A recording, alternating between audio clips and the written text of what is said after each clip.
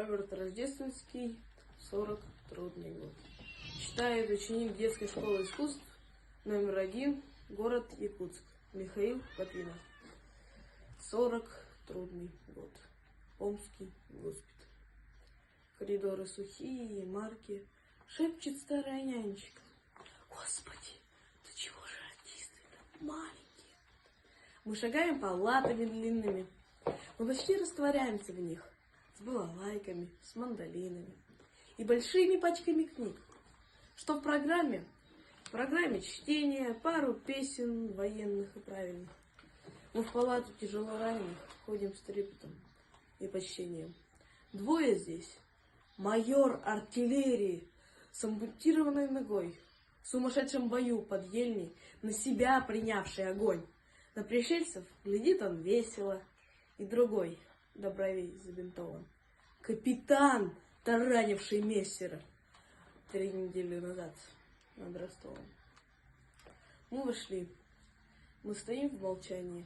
Друг, срывающимся фальцетом, Абрикосов Гришка отчаянно объявляет начало концерта. А за ним, не вполне совершенно, но вовсю запевали, внимая, о народном поем, о священном, так, как мы ее понимаем. В ней Чапаев сражается заново, и краснозвездные мчатся танки.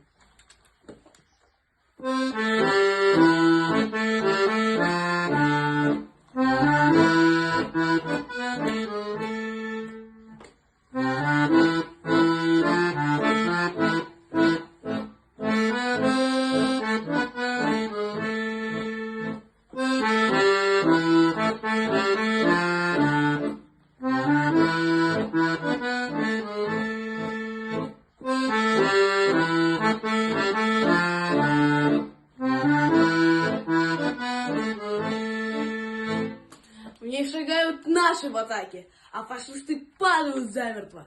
В ней и чужое железо плавится, в ней и смерть отступать должна. Если честно признаться, нравится нам такая война.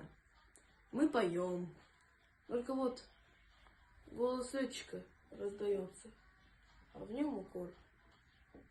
Погодите, постойте, хлопчики, погодите. Умер майор. Балалайка сплеснула горестно, будто в бреду. Вот и все о концерте в госпитале в том 42-м году.